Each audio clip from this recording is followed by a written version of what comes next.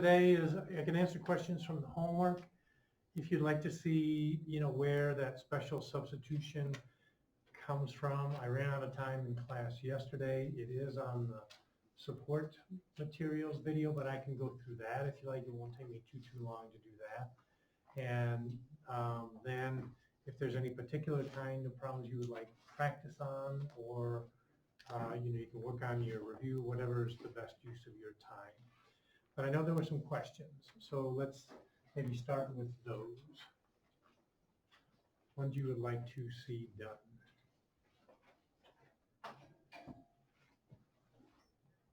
Yes. Homework 64, number 37. It's on the integration by tables. It's the integral of 1 over x squared times b squared root of 2 plus 9x squared. 2 plus 9x squared. Mm-hmm. I don't think I need the parentheses. So I think one of the hard parts is always trying to find which one does that match with our table. Yeah. So could you find one that you thought matched? No. You didn't. So remember, is this 9x squared or 9x to the 4th? 9x squared. Okay, so remember somehow you're gonna have to choose what u is. So it could be, depending on the formula we're looking for, that u is this whole thing, in which case du would pick up a power of x. Or it could be that u is going to be maybe 3x, and we're looking at u squared, in which case the du is not going to give us any of those x's at all. So if we are saying that I don't think it's probably going to be u is going to be 9x squared, because du is not going to help us with that very much. Although it could be.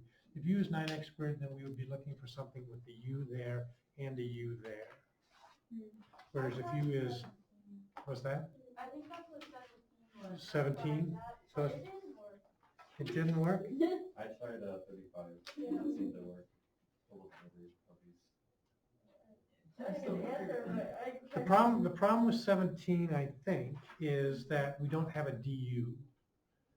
So if you call u 9x squared, this is going to be okay calling that u, but we need a du that's going to have an x up here that we don't have, and I don't think we can create that. So Aiden had a better idea, maybe 35?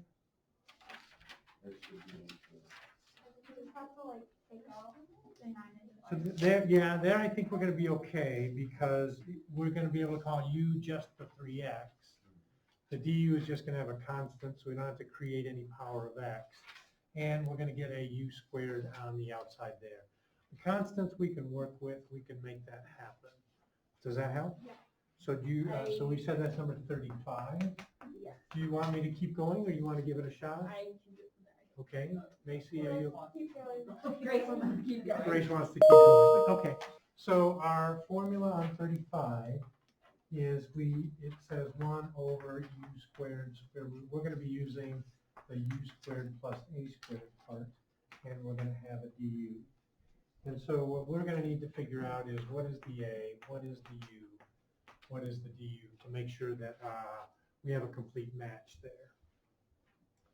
So what do you think about, Grace, the u? I'm going to figure out if it was supposed to be like x or if it was supposed to be like 3x. And there's kind of a choice, really. I mean, each one is going to then have implications on where you go from there. So you could say that u is just x, but then since we need that to be a u squared, we would have to factor that 9 out of the radical, pull it outside, and bring it outside the integral, which we could do. Alternatively, if we say u is the 3x, then our du is going to have an extra constant of 3 we'll have to account for. And in order to call this u squared, if u is, say, 3x, then u squared would be 9x squared, which means the x squared we're going to have to call u squared over 9. And so then when we go to replace that, we're going to get that extra constant coming in there. So one way or another, you're going to have to account for the fact that there's going to be a constant adjustment in there somewhere. You kind of see the choices there? Okay, so I'm gonna put you on the spot. What way you wanna try? Works for me. So we're gonna go with u is 3x. So u squared is gonna be 9x squared, and our x squared is gonna be u squared over 9. What is our du gonna be then? It's gonna be a 3 dx. And we need to decide what a is. Very nice. Does that make sense, Grace?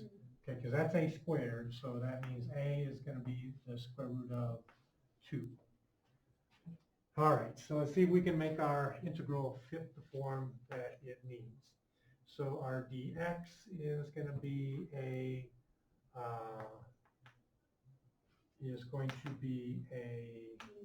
du over 3. So we're going to get, I'm going to leave it there for a moment so we get all this kind of sorted out. The x squared we're going to replace with our u squared over 9. And our a squared is great. That's just what we need. And the u squared now is great. So this is the payoff part. This becomes simpler and easier, and we've got to deal with all the stuff over there. Does that look okay? Yeah, sort of. So then we can see that to divide by 9 here is to multiply, or how do you want to cancel the 3's there. At any rate, what's going to come outside that integral? 3. Okay, so we're going to get 3, and now we have maneuvered our integral into the form that we needed it to. So we're going to have an extra 3 at the end of the day. So that means we're going to say 3 times, and we said that was number 35. So it says, now this is kind of interesting. I think that's what I like this problem. Now the form, and you have to read the plus or minus in the way that it is presented there. So the formula has a plus or minus where the plus goes on top and the minus on the bottom. And the result after you have integrated also has, I guess, the same order. Once in a while you'll see one where it's the reverse order. And so, you know, if you were on the top here, you got to take what's on the top in the answer as well. This wasn't as interesting as I thought maybe it was. So it's still plus. So we're going to get 3 times, and I guess we've got, oh, it is a minus plus. So we are going to choose then the minus. Does that make sense? We got the wrong line there briefly. Then we got the square root of, and it's going to be u squared plus a squared. So that's going to be our u squared is a 9x squared and our a squared is a 2. Doesn't matter which order we write that in. We're going to have a squared u on the bottom. So I think that's going to be a 2 times 9x squared. Does that sound right?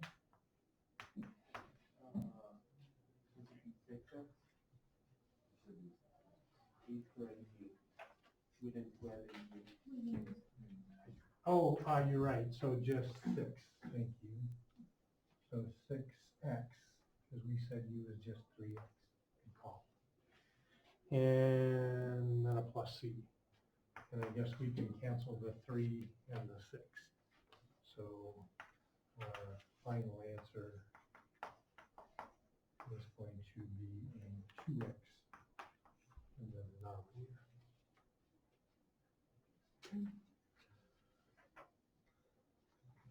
All right, I know there's more. Who is going to be the asker of the question?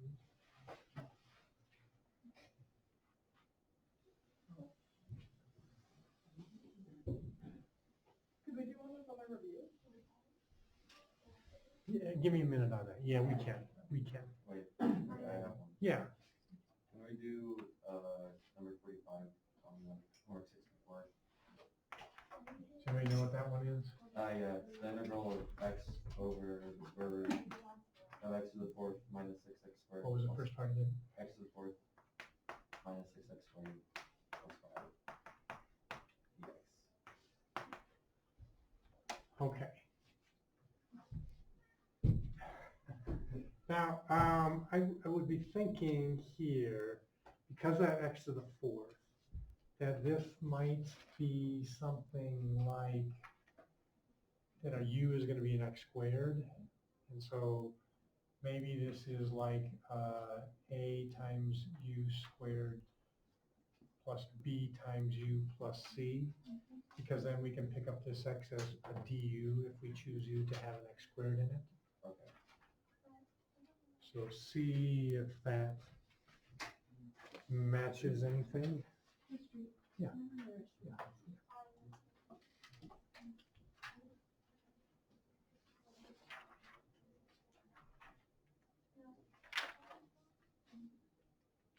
I don't know which one this goes to, because it's in the radical.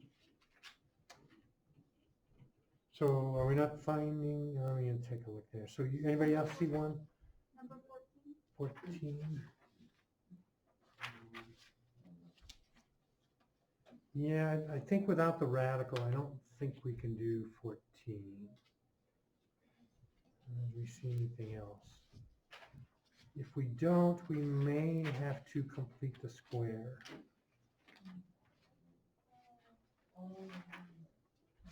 Not seeing, did anybody else see anything that's going to match that without completing the square?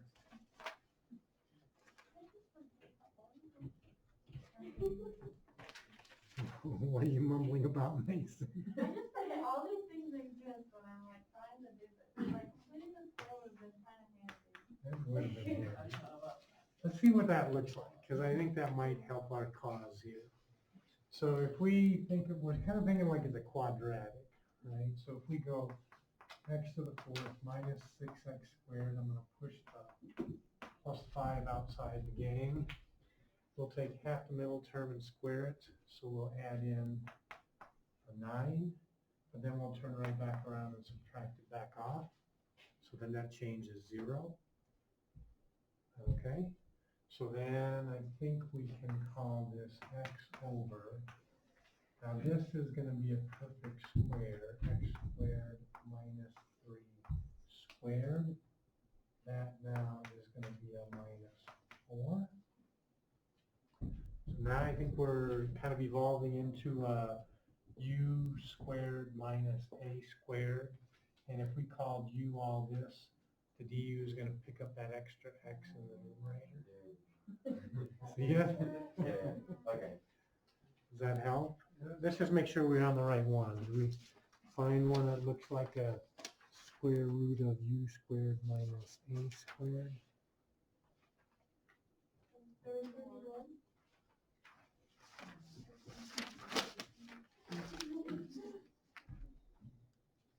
Yeah, I think 31 is going to work. Want to try it, or do we need me to go more than that? Let's try to nudge you in the right direction. Okay.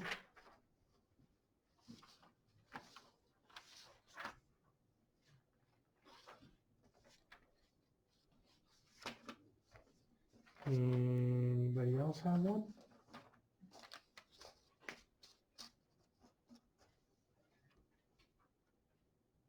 Rebecca, did we get all yours answered? There was like, it was just like the last 4 columns of 64, so there's 2 more. Well, But, want to pick one of those? which one do you want? You know, I'm doing 49 again. Me too. Okay. Should we start with 49?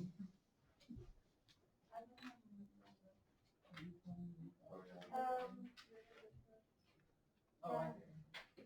It was e to the 3x over, in parentheses, 1 plus e to the x, and parentheses to the third. And x. So I think on this one, we can see if we say u is e to the x, du is going to pick up, we can think of this e to the 3x, remember, as being e to the x cubed. So there's like 3 of those e to the x's multiplying each other. So if we pick u to be 1, just to be e to the x, then du is going to pick up 1 of those. The other two might be like a u squared. So this could be considered in the form u squared over 1 plus u to the third du. Oh, yeah. That makes sense. Follow that? Yeah, 'cause, yeah, there's one of those specifically. Is it like number 8 or something? Yeah, I think that's Yeah. exactly Yeah. correct, I yeah. tried to make it fit, but that's. It's a bit of an art to figuring it out, yeah. Rebecca, does that make sense? Yeah. Okay. And I'll let you fight your way. And then we want to talk about 65, I think, is one of those strange substitution ones, isn't it? What was 65? The integral from 0 to pi over 2 of 1 over 1 plus sine theta plus cosine theta d theta. So I think I started on this and didn't get all the way through it correctly. So let's see if we can do this from start to finish. It doesn't fit any of the forms, right? So if you look, you can't find one. And you can't even, like, if you try to say u is sine theta and du is cosine, or u is cosine and du is negative, it doesn't work having a u and a du both in the denominator. So it isn't going to work. So it's, I think, in the very back, where it says substitution for rational functions of sine and cosine. So we can now say our u is going to be that sine over 1 plus cosine, which is really a half angle formula for tangent of x over 2. And then below that it says from that substitution, we can get substitutions for sine, cosine, and the dx. And that's really where we are going to use it. Okay, so what we're going to then do, we'll leave off the limits for now. And the d theta is our dx.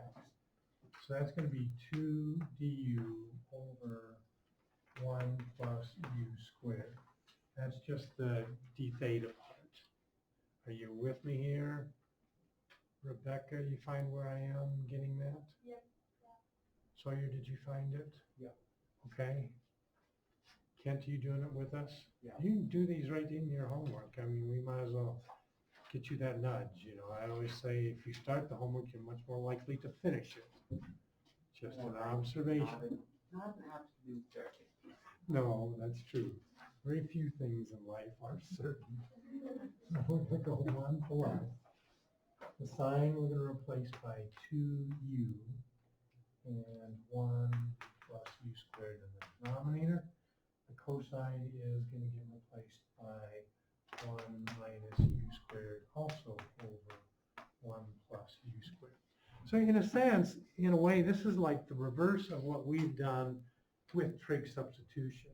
In trig substitution, you get some algebraic thing with radicals and so on. We can't do the integral, so we go to a triangle and we replace everything by trig functions. And that hopefully creates an integral we can then do, and then we go back to the algebraic stuff. Here it's like the reverse. We got this stuff with trig functions that we can't do, so we make like an algebraic substitution instead. Hopefully we'll get an integral we can do, and then we can go back to the trig functions at the end. Okay, well, can you see, I guess, should we get a common denominator? Maybe call this 1 plus u squared over 1 plus u squared. Can you see that everything has denominators of 1 plus u squared?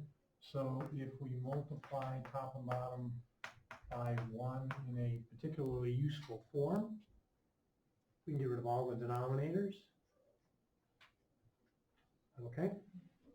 So that will make us have just the 2 du in the numerator. And the denominator is going to be 1 plus u squared plus 2u plus 1 minus u squared. And things start coming together. And we get that the u squareds kill each other off. And we have a 2u plus 2, which we can factor out a 2 and cancel them. And get 1 over u plus 1 du. So shall we, I think that's the integral we can just do. Is that okay? And the integral of 1 over u plus 1 is natural log of u plus 1. And do you want to change our limits to u limits? Or shall we go back to the sines and cosines? Back to sines and cosines? Actually, can we practice you? Practice the u limits? Changing the limits? So here, let's see. Let's say our u, we can do this. I think we want to use u as sine x over 1 plus cosine x. So we want these limits to be u of 0 and u of pi over 2. How did we decide what you was? That was given to us on the back of that sheet. Yeah, it's not at all one that you'd come up with on your own. Okay, so if we plug in the pi over 2, the sine of pi over 2 is 1. 1. So let's say u of pi over 2 is 1, and the cosine of pi over 2 is 0. So this will just be 1, which is kind of nice. And u of 0, the sine of 0 is 0. So we just get from 0 to 1, which is kind of nice. So then plugging in the 1, we'll get the natural log of 2. Plugging in the 0 is natural log of 1. Which is just 0. And there we go. Kind of crazy. Okay. Anything else?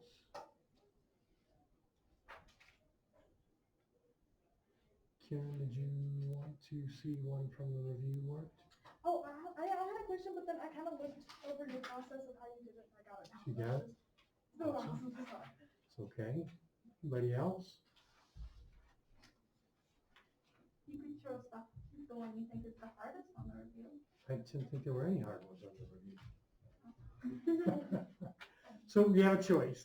If you want, I can show you where these substitutions I came have one more from. question. Oh, yes. It go was ahead. just on a different one. Homework 62, Okay. number 37, Okay. which is,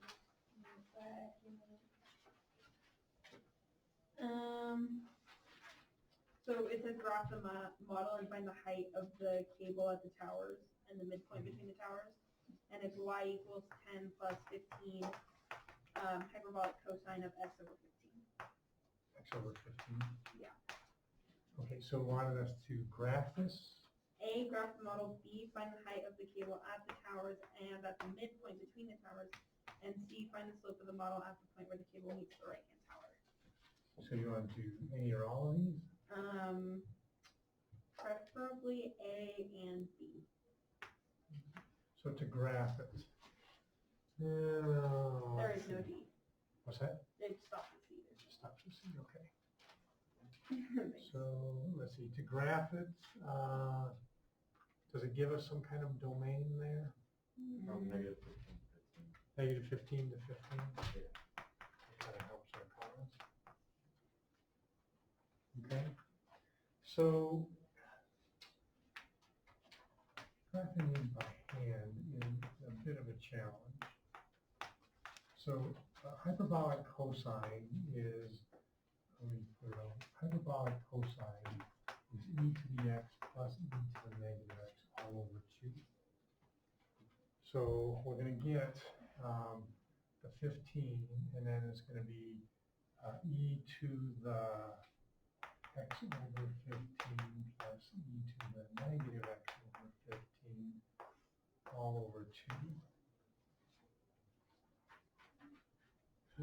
Let's see. I think what we're going to see is there's some symmetry here, because if we plug in negative 15, this will be, I'm going to say f of negative 15. So this is the f of x right here.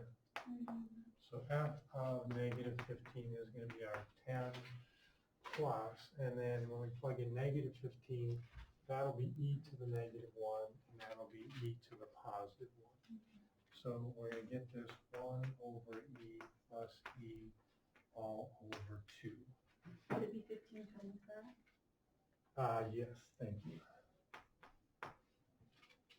Okay, now when we plug in the positive 15, then we're going to get, this will be e to the positive 1. That one's going to be e to the negative 1. So you're going to get that same thing. So whatever that happens to be, just I think for our purposes, we don't really care, exactly what that is. But so roughly, like say 3 halves, 30 halves, roughly 15 plus 10, roughly 25 at each spot. So at negative 15 and at 15, it's going to be at these values here. Now at 0 is where our hyperbolic cosine is its smallest, because it's going to look, it's called a catenary, but it looks very much like a parabola, and its lowest point, unless it's translated, is when this is translated up, its lowest point, when you plug in 0, is going to be at 0, 1. So at 0, this is going to be 1, and that's still going to be the case here, so we'll get 25. So the lowest point we know is going to be 25, and these are roughly 35, but it's going to be symmetric, something like that. So these are our towers, as they were, that are stretching this cable. They're supporting this cable. And I think really for the graph purposes, that's what we kind of wanted to see, is just kind of what that looks like. So when you see, and this is what wires look like when gravity acts on them. So power lines, big thing is like suspension bridges. If you've ever seen, the Golden Gate Bridge is a suspension bridge, and so you get, it has those big cables that help support it. Those shapes, they look parabolic, but they're actually catenaries, so they come from this hyperbolic cosine. And so then the height at the towers and at the midpoint would just be like f of 15 and f of 0. At the midpoint or at the? At the right tower and at the Right, yeah, so you would just plug in, and that would be a calculator thing, Right. because it's going to be some crazy decimal. Cool. Okay, thank you. All right, oh, I'm off the hook. Anything else?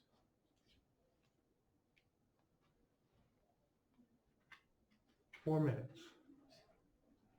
Problem, just work on your review for a minute or two. You want to see, I can show you real quick where these other substitutions come from.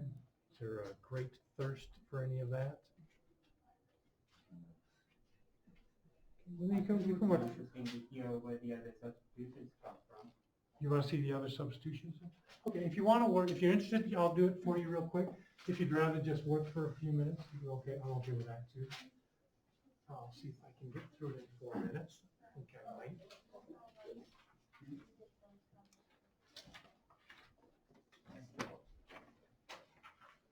So our substitution is that u is sine x over 1 plus cosine x, which is also the same thing as the tangent of x over 2.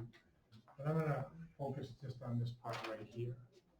And I'm going to try to show that, so see if we can show, first of all, that cosine x is going to be 1 minus u squared over 1 plus u squared. So I'm going to try to show that. Okay, so starting from this, I'm going to multiply the 1 plus cosine x to the other side.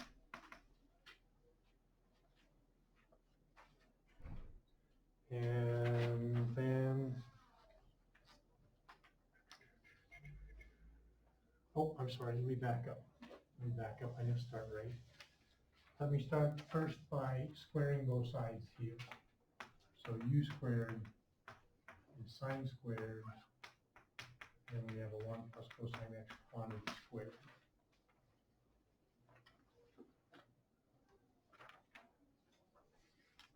So we can trade in our sine squared using our favorite trig identity into 1 minus cosine squared.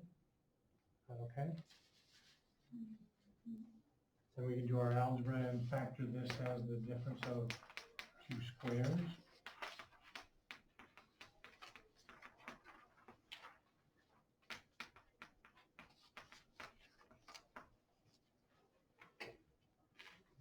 And if we cancel one of the 1 plus cosine x's, I think we are where we wanted to be. So we have 1 minus cosine x, or 1 plus cosine x.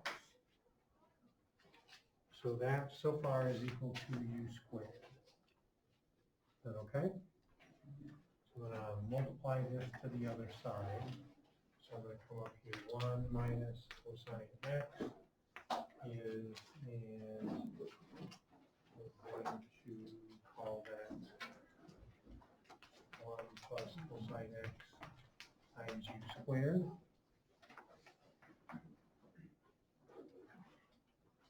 We can distribute that. So 1 minus cosine x is u squared plus u squared cosine x. I'm going to bring the cosines to the same side. So if we add the cosine x to the u squared cosine x side, and then move the u squared to the other side. Is that okay? We can factor out our cosine x.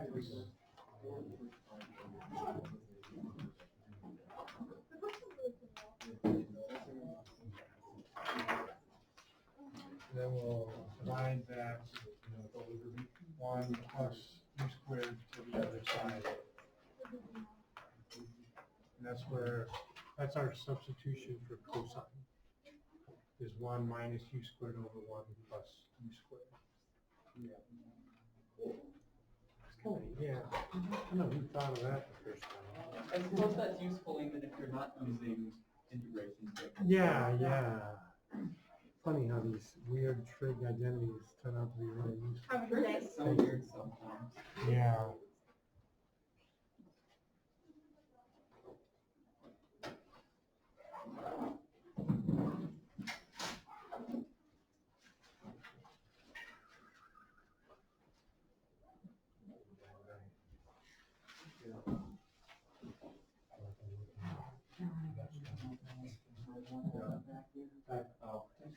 People work in